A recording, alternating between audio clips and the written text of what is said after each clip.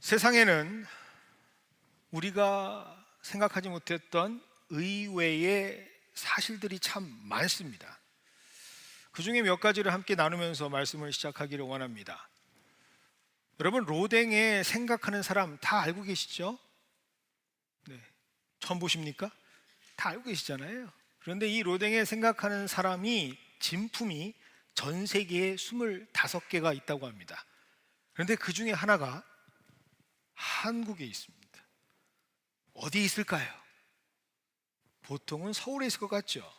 세종시 한 동물원에 있답니다. 유일하게 남은 그 이념 전쟁의 산물이죠. 베르닌 장벽. 사실은 너무 큰 유산이기도 하지만 많은 사람들이 그것을 기념하려고 다 망치로 깨서 이제 얼마 남아있지 않는 그 피스 중에 저만한 피스가 어디에 있을까요? 한국 청계천에 있다고 합니다. 놀라지도 않으시네요. 다 알고 있는 내용인가요? 전 너무 놀랍던데. 자, 그러면 다음 사진입니다. 나폴레옹이 생전에 쓰던, 그리고 이 모자를 쓰고 전장을 누볐던 너무나도 유명한 아주 독특한 모자죠. 누가 가지고 있을까요? 한국 사람입니다. 하림이라고 하는 업체의 회장님이 무려 26억 원의 경매를 받아서 너무 나폴레옹을 사랑하는 마음으로 사셨답니다. 또 하나 보여드릴까요? 에디슨이 만든 전기 자동차입니다. 최초로 만든 전기 자동차 딱 3대가 남아 있었는데 그 중에 2대는 유실되고 딱 1대만 남아 있다고 합니다. 어디에 있을까요? 한국에 있습니다. 강릉에 있는 에디슨 박물관에 전시되어 있다고 합니다. 너무 의외의 사실이지 않습니까? 오늘 이와 같이 오늘 본문에도 참 의외의 사건이 기록되어져 있습니다. 오늘 본문에 한 주인공이 나타나는데 그 주인공의 이름은 바로 세례 요한입니다. 세례 요한, 우리가 너무나 잘 알고 있는 사람 중에 한 사람이죠. 그는 그의 인생의 출발부터 이미 하나님께서 예비하신 사람이었습니다. 그는 구약과 신약 사이에 암흑기였던 400년의 침묵의 시간을 깨고 예수님이 이 땅에 오실 것을 준비하기 위해서 성령의 도우심으로 출생을 한 장본인이 바로 세례 요한입니다. 그는 평생을 광야에서 외치는 소리가 되어서 예수님의 오시는 길을, 주의 길을 준비한 사람이 바로 세례 요한입니다. 충분히 안락하고 편안한 삶을 살 수 있었지만 굉장히 중요한 단어가 여기에 기록되어 있습니다.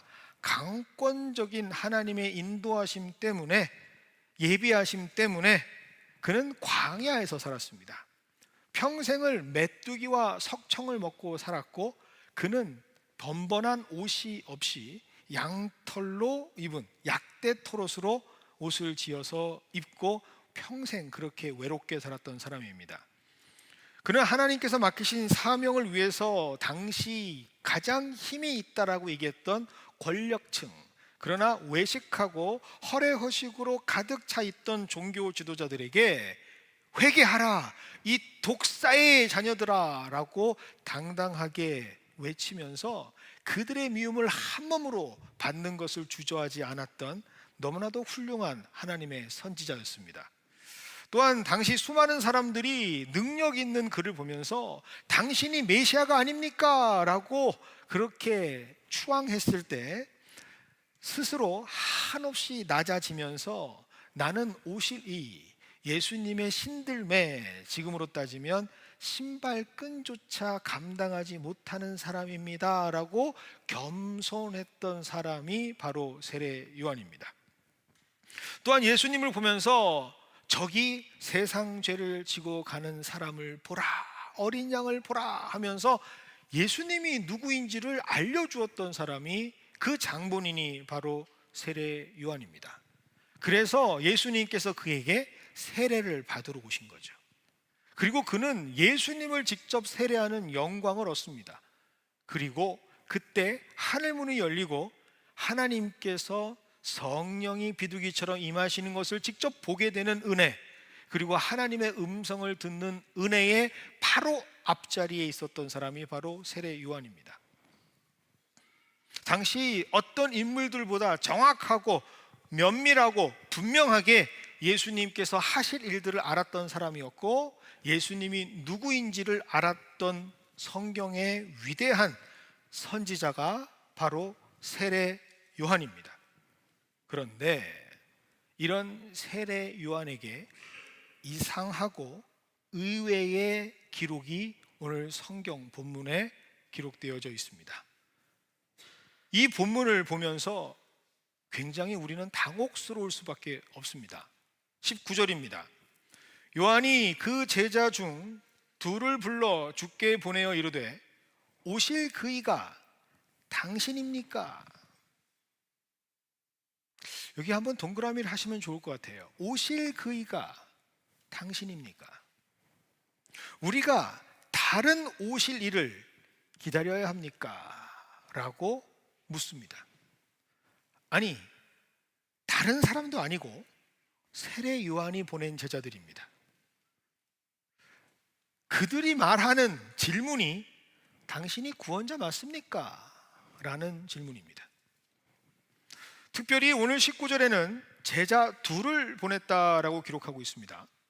이 둘이라고 하는 의미가 굉장히 성경에서는 중요한데, 그것은 바로 예전부터 유대인들이 써왔던 율법에 기록되어 있는 두 증인법이라는 뜻입니다. 어떠한 진위를 한 명이 혼자 증거할 수가 없고 증인될 수가 없어서 두 명을 한 팀으로 보내서 두 사람이 같은 것을 증언할 수 있도록 두 증인법을 누가 지금 세례 요한이 사용하고 있다라는 것이죠. 그런데 그 사용하는 사람이 누구라고요? 그 대상이 바로 예수님입니다. 그래서 아주 심각한 상황이죠.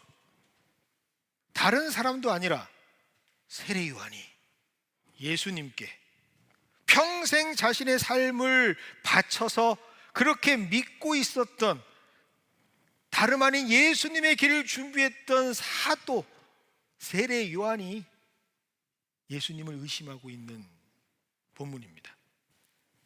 과연 어떤 일이 있었기에, 무슨 일이 있었기에 그는 예수님을 이렇게 의심하고 있었던 것일까? 먼저 우리는 그가 처한 상황을 살펴볼 필요가 있습니다. 그것은 평행 본문으로 기록되어져 있는 마태복음 11장 2절부터 19절까지를 살펴보면 그가 어떤 상황에 처해져 있는지를 우리는 볼 수가 있습니다. 세례 요한은 지금 감옥에 있습니다. 그 이유는 방금 전에 말씀드린 것처럼 세례 요한은 두려워하지 않습니다. 담대하게 하나님의 뜻을 전했습니다. 그래서 헤롯 왕이 저지른 죄를 지적했죠. 그가 그 일 때문에 지금 감옥에 갇혀 있습니다. 계속 감옥에 갇혀 있으니 그를 압박하고 고통스럽게 만듭니다. 충분히 어려울 것 같습니다.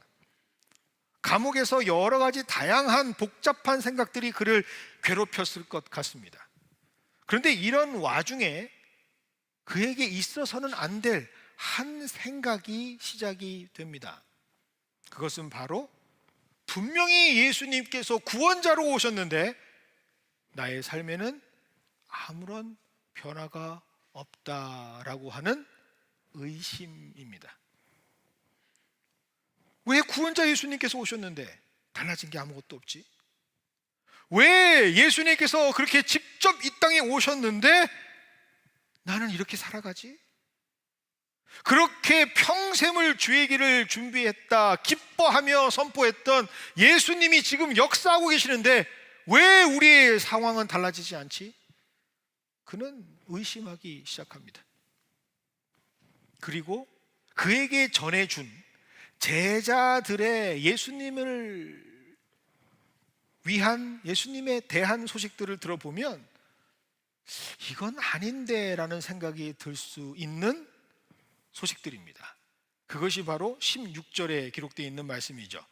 모든 사람이 두려워하며 하나님께 영광을 돌려 이르되 큰 선지자가 우리 가운데 일어나셨다 하고, 또 하나님께서 자기 백성을 돌보셨다 하더라.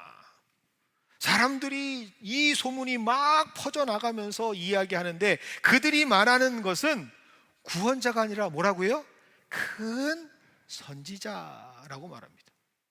그리고 그 큰 선지자가 무엇을 하느냐?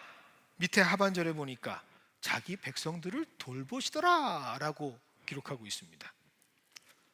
아니, 큰 선지자였어. 그리고 온 이유가 그 백성들 돌보러 오셨어. 굉장히 이전과는 다른 갈등이 시작이 됩니다. 지금까지 자신도 수많은 사람들에게 평생 예수님을 전했는데 그동안 예수님을 전했던 세례 요한의 생각과는 전혀 다른 소문이 그에게 들려오기 때문이죠. 장차 오시리, 그가 그렇게 외쳤던 메시아, 그는 구원주가 맞습니다. 그러나 세례 요한이 생각했던 구원주는요, 심판자였습니다. 그가 이스라엘에게 소리 지르며 그렇게 평생을 어려운 가운데서도 외로운 가운데서도 외쳤던 그 유일한 희망과 목적은 메시아가 오면 다 해결될 것이다, 심판해 주실 것이다 라고 하는 바람이었죠. 세례 요한, 그가 전하고 있는 메시아는 망가져버린 그 역사를 다시 일으키는, 이스라엘, 그를 괴롭히는 모든 악인들을 철저하게 짓밟아 버리시는, 새로운 세계를 여시는 종결자, 심판자의 모습이었습니다. 그래서 성경을 보면 세례 요한이 어떤 이미지로 지금 계속해서 오실 예수님에 대해서 선포하고 있는지를 발견할 수가 있습니다. 그 예가 바로 우리가 잘 알고 있는 누가복음 3장 16절의 말씀이죠. 함께 보겠습니다. 요한이 모든 사람에게 대답하여 이르되 나는 물로 너희에게 세례를 베풀거니와 나보다 능력이 많으신 이가 오시나니 나는 그의 신발끈을 풀기도 감당하지 못하겠노라. 자, 여기까지는 우리가 잘 알고 있는 말씀이죠. 그런데 그 뒤에 있는 말씀에 한번 집중해 보시기 바랍니다. 뒤에 말씀은 뭐라고 기록되어 있느냐?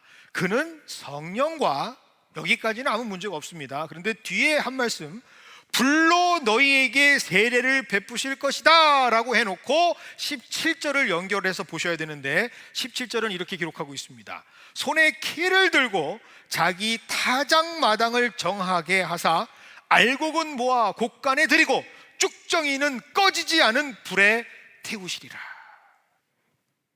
여러분, 이 내용이 어떤 내용인지 아시겠습니까? 심판하러 오시겠다라는 거예요. 여러분, 요 키를 들고 자기 타작마당을 정하게 한다는 뜻 아십니까? 옛날 농사를 지으셨던 분들은 아시죠? 키가 뭔지 아시죠? 하시는 거 아시잖아요. 계속 키를 까부리면 쭉정이는 저 바깥으로 나가고 알곡은 안으로 들어오지 않습니까? 결정해 준다는 거예요. 구분시켜 준다라는 거예요. 그걸 누가? 예수님이, 구원자가 뭐로? 불로 심판하시겠다라는 것에 집중하고 있습니다. 똑같은 내용이 같은 본문 9절에도 같은 이미지로 선포되고 있습니다. 이미 도끼가 나무 뿌리에 놓였으니, 표현 자체를 보세요. 도끼가 어디에요? 나무 뿌리에 놓여 있으니 좋은 열매를 맺지 아니하는 나무마다 찍어 풀에 던지겠다라고 선포하고 있습니다. 얼마나 강력한 메시지입니까?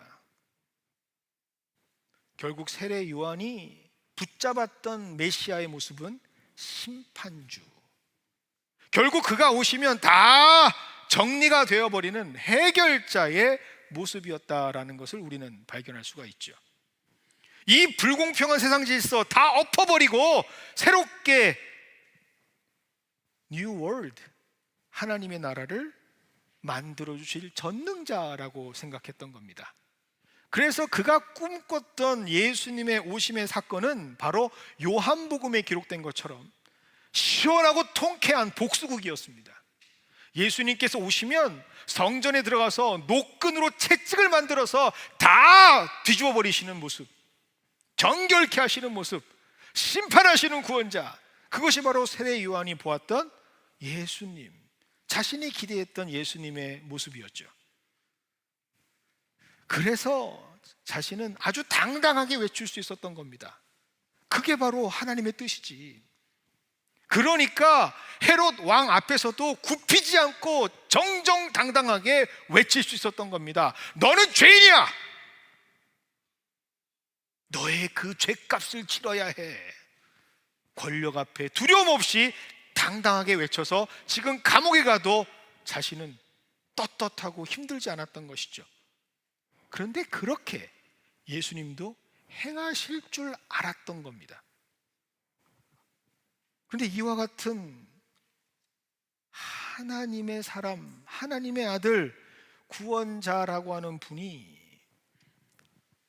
자신을 구해줘야 해도 모자랄 판에 하루빨리 이렇게 억눌려 있고 괴로워하고 있고 모든 상황 속에 힘들어하고 있는 하나님의 정말 사랑하는 사람들을 구원해 주셔야 함에도 모자란 판에 하루하루 버티고 그렇게 간절하게 소망하고 있는 자신에게 들려오는 소리가 전혀 예상 밖의 소식입니다.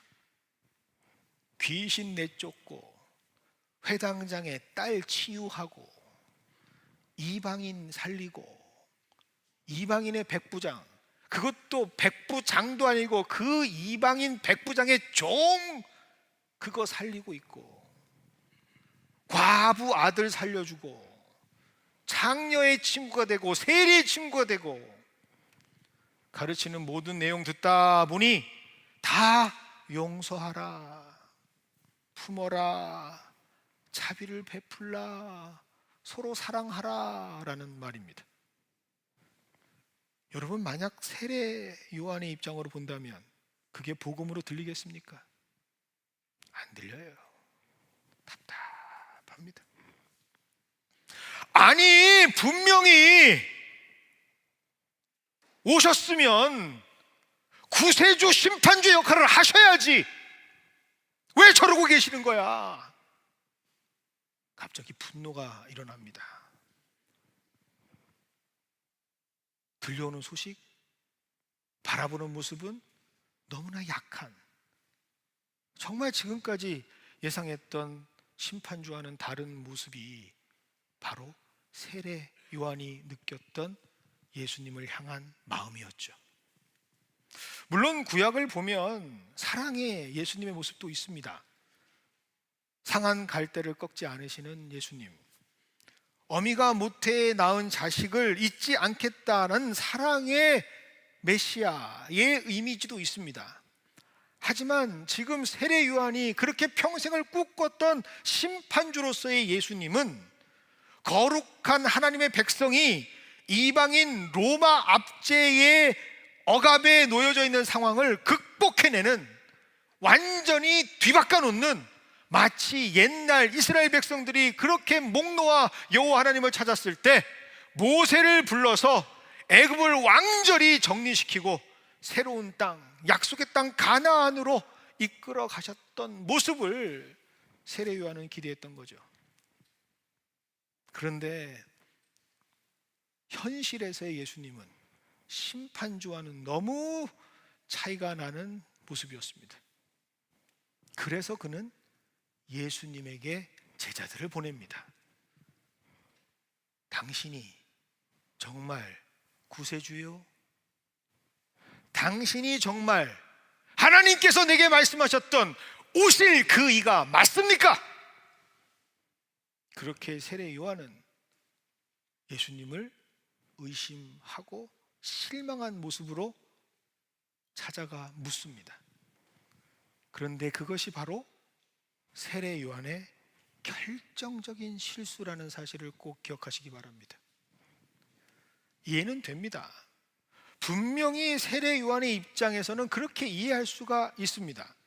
분명히 자신이 원하는, 자신이 전했던 메시아와는 너무 다른 모습에 실망할 수도 있습니다. 하지만 그렇다고 해서 하나님의 사람이 하나님의 역사를 의심하는 것은 허락되는 것이 아닙니다. 자신이 처해져 있는 상황이 아무리 이해를 받을 수 있는 그러한 상황일지라도 자신이 하나님의 역사를 판단하는 것, 그래서 그 역사를 의심하는 것은 절대로 성경에서 허락하지 않는 것임을 오늘 성경은 우리에게 말씀하고 있습니다. 특별히 오늘 그가 발언하고 있는 이 말, 오실 그이가 맞습니까? 라고 하는 말은 너무나도 충격적인 발언입니다. 오실 그이, 사실 이 표현은 오늘 본문에만 등장하는 아주 독특한 표현입니다. 이미 예수님께서 오셨다라고 하는 사실을 통해서 많은 사람들이 성경에 기록하고 있습니다. 예수님을 보면서 예수님이라고도 기록하지만 뭐라고 기록하죠?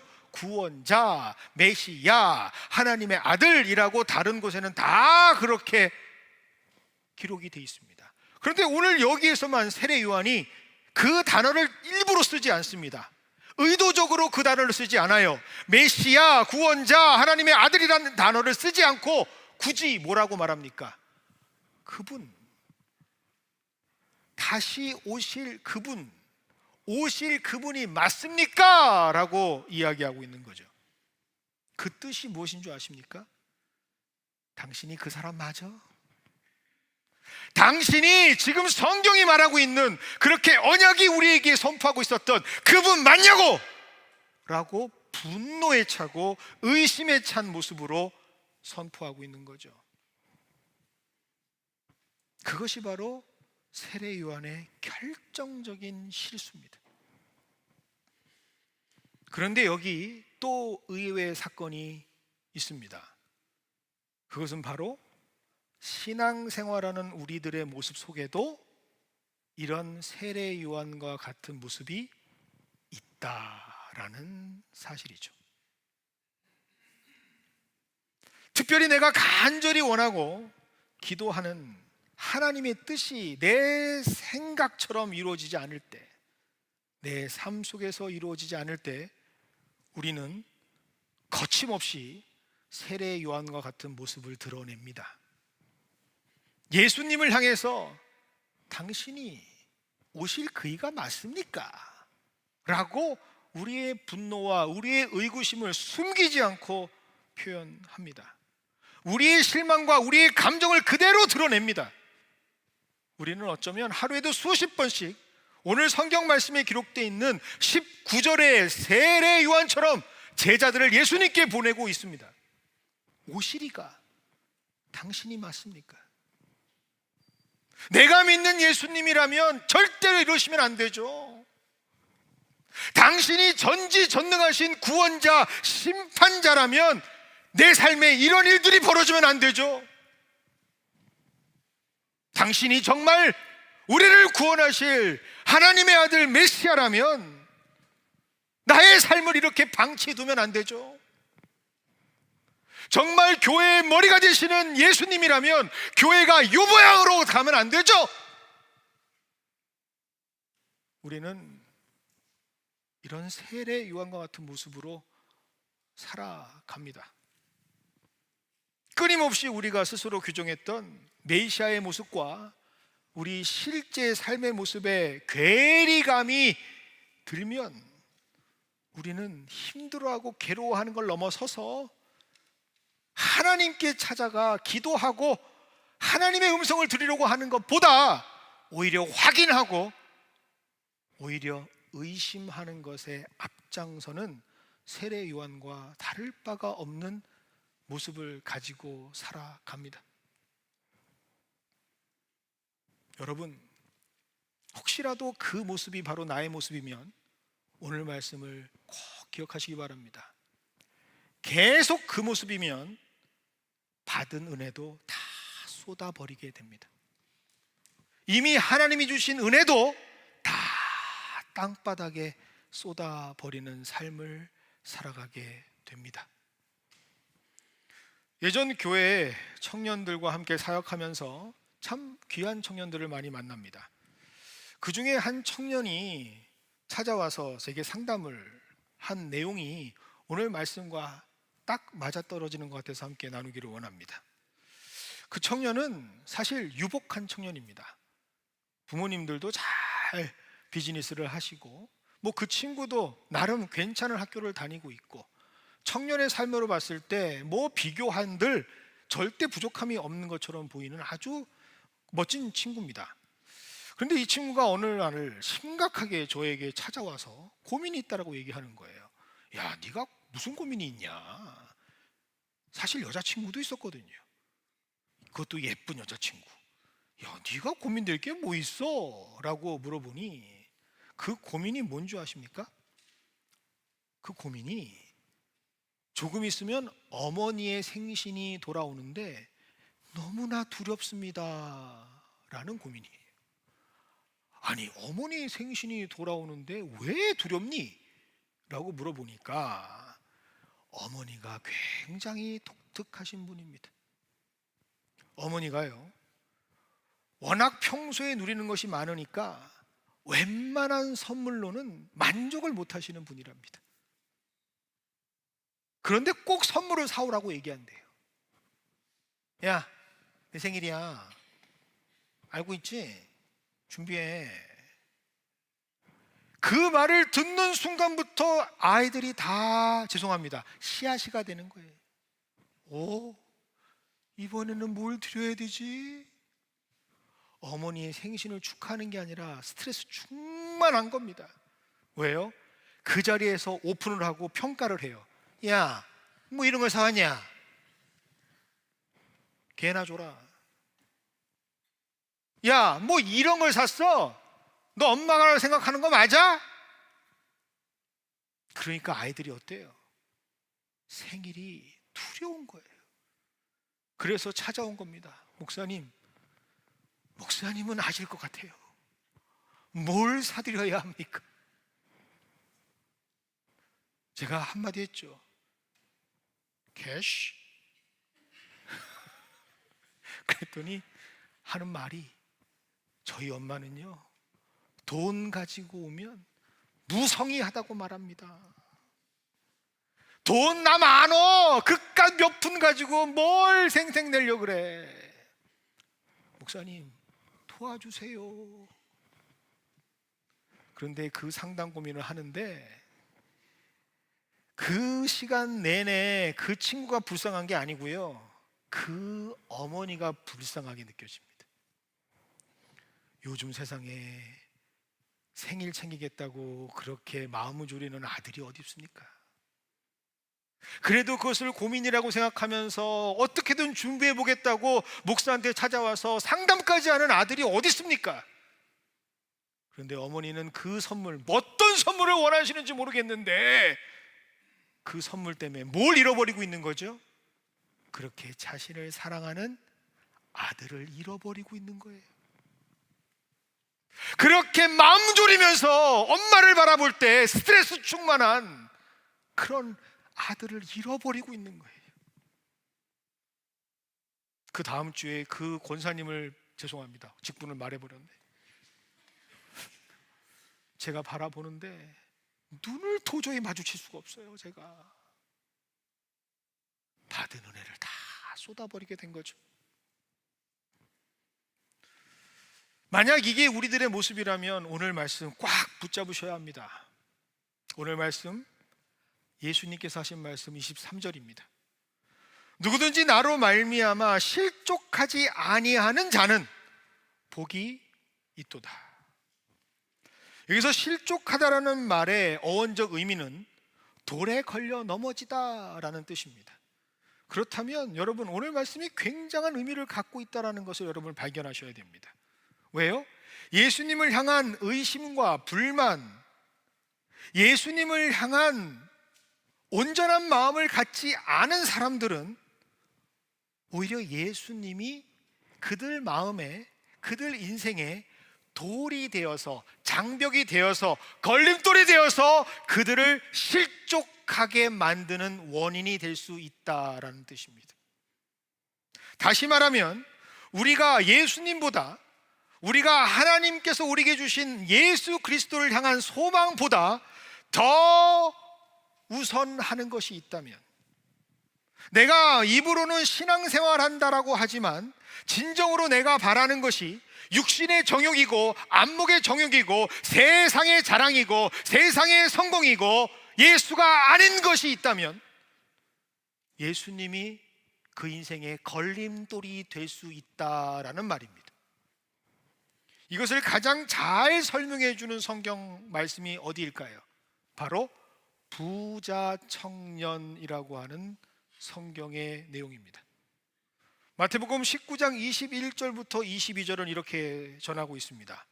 예수께서 이르시되 내가 온전하고자 할진대 가서 내 소유를 팔아 가난한 자들에게 주라. 그리하면 하늘에서 보화가 내게 있으리라. 그리고 와서 나를 따르라 하시니, 진짜 중요한 말씀입니다. 그 청년이 재물이 많음으로 이 말씀을 듣고 근심하며 가니라. 모든 소유를 팔아 나를 따르라 하신 그 이유가 뭐라고 되어 있습니까? 온전케 하기 위해서, 하늘 부하를 쌓게 하기 위해서, 그를 살리기 위해서, 그를 세우기 위해서, 그가 온전해지는 사람이 되기 위해서 복음이 선포가 되었는데, 그 부자 청년은 그 예수님의 말씀이 장애가 되어져 버린 겁니다. 부자 청년, 이 예수님이 말씀하시기 전에 완벽한 사람 중에 하나였습니다. 살인도 안 했고 가름도 하지 않았고 도둑질도 안 했고 거짓 증언도 한 적이 없습니다. 부모를 공경하고 내 이웃을 내 몸같이 사랑했던, 거의 모든 것을 완벽하게 지켰던 사람이 바로 오늘 성경에 나와 있는 부자 청년입니다. 어떤 말씀을 듣기 전까지는 예수님께서 하신 말씀, 그 생명의 말씀을 듣기 전까지는 모든 것이 완벽한 괜찮은 인생이었습니다. 자기 스스로도 자존감이 있었고 자기 부심, 자기를 사랑하는 마음이 가득했던 사람입니다. 그런데 예수님의 그 복음의 한마디가 그를 부족한 사람이 되게 만듭니다. 그가 모자란 사람이 되게 만듭니다. 그 예수님의 말이, 그 생명의 말씀이 결국은 이 부자 청년을 실족하게 만듭니다. 다름 아닌 예수가 장애가 되어버린, 장벽이 되어버린 사람. 이 얼마나 탄식하고 탄식되는 상황입니까? 오늘 분명히 예수님께서는 그래서 우리에게 말씀하십니다. 누구든지 나로 말미암아 실족하지 아니하는 자는 복이 있다라고 말이죠.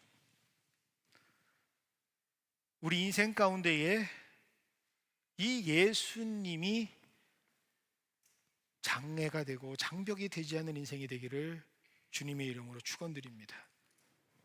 이 예수님 때문에 실족하지 않는 인생이 되기를 간절히 여러분께 부탁드리고 축원을 드립니다.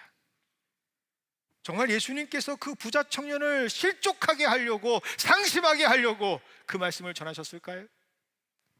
정말 예수님께서 그의 가진 것을 다 빼앗으려고 그런 말씀을 전하셨을까요? 절대로 그렇지 않습니다.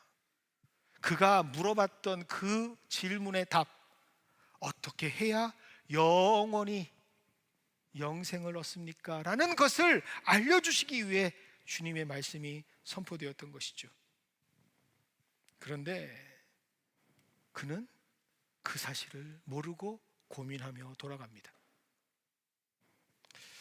오늘 예수님께서는 의심하고 낙심하고 실족하려고 하는 세례 요한과 그 두 제자, 넓게는 모든 그의 제자들을 회복시켜 주시는 은혜를 베풀어 주십니다. 그냥 그들을 질타하고 책망하지 않으시고 직접 그들에게 그렇다면 무엇이 있어야 그들이 회복될 수 있는가의 모습을 보여주십니다. 그것이 바로 21절과 22절의 말씀이죠. 마침 그때에 예수께서 질병과 고통과 및 악기 들린 자를 많이 고치시고, 여기 동그라미 하세요. 고치시고 또 많은 맹인을 보게 하신지라. 보게 하다. 예수께서 대답하여 이르시되 너희가 가서 보고 들은 것을 요한에게 알리되 맹인이 보며 못 걷는 사람이 걸으며 나병 환자가 깨끗함을 받으며 귀먹은 사람이 들으며 죽은 자가 살아나며 가난한 자에게 복음이 전파된다. 이것을 전하라 라고 말씀하십니다. 짧게 한마디로 말씀드리면 너의 영이 예수로 말미암아 새로워질 때 내가 회복받을 수 있다라는 말씀입니다. 그것을 가시적으로 보여주시기 위해서 앉은 뱅이가 일어나고 눈먼 자가 눈을 뜨게 되었다라는 것을 직접 체험할 수 있도록 보여주신 거죠.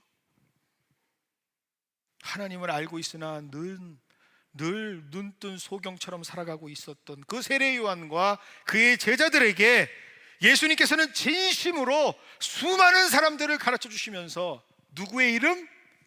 예수의 이름이 그들에게 선포되고 그들의 삶 가운데 역사할 때만이 진정한 회복이 시작될 수 있다는 것을 보여주셨던 것입니다.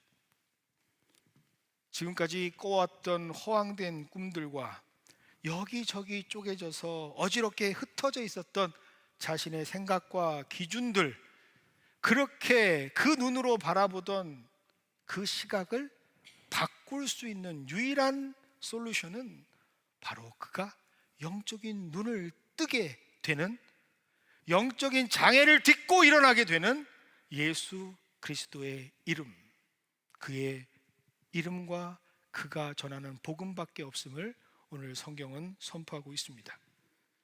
이것이 바로 우리의 삶이 되기를 원합니다. 많은 교회들이 요즘 계속해서 전하고 외치는 것이 바로 다시 복음으로라고 하는 구호입니다. 그런데 이 다시 복음으로라고 하는 구호를 설명하면서 어떤 이는 예수를 통한 죄의 용서다라고 말하는 사람이 있고, 어떤 이들은 믿음으로 의롭게 여김을 받는 것이다 라고 말하는 사람도 있습니다. 하지만 오늘 분명하게 우리가 깨닫기를 원합니다. 다시 복음으로 라고 하는 말은 다시 예수로라는 말입니다. 다시 예수 그리스도께서 우리에게 무엇을 원하시는지, 다시 예수님께서 우리를 향해서 무엇을 말씀하시는지, 우리의 근본적 변화가 되어지는 그 힘, 예수, 그 예수를 우리가 회복받아야 한다라는 사실이죠. 우리가 인내성으로 부르는 찬양, 왜 우리가 마지막에 예수 예수라고 노래하는 줄 아십니까? 그 예수만이 우리를 바꿀 수 있기 때문입니다. 아무리 우리가 세례 요한과 같은 놀라운 역사의 주인공처럼 보여도 우리는 예수가 없다면, 그 예수의 복음이 자리하지 못한다면 예수를 의심하고 예수에게 찾아가 당신이 오실 이입니까? 라고 건방지게 물을 수 있는 죄인이라는 사실을 꼭 기억하시는 저와 여러분이 되기를 원합니다. 그게 우리 안에 들어있는 속성, 죄성입니다. 그 죄성을 이길 수 있는 힘은 우리의 노력이 아니라, 우리의 자세와 우리의 태도가 아니라 바로 단 한 분, 예수 그리스도의 은혜라는 사실을 기억하시는 우리 모두가 되기를 원합니다. 그래서 오늘 그 예수님께서 우리에게 이 성찬을 베풀어 주시는 겁니다. 그렇게 세례 요한보다 못한 우리의 모습, 의심하고 괴로워하고 힘들어하며 신앙생활을 한다 하면서도 그렇게 내 뜻대로 살아가는 우리가 다시 한번 회복받을 수 있던, 예수의 몸이 먹여지고 예수의 피가 마셔지는 이 회복의 성찬의 자리로 여러분들을 초대합니다.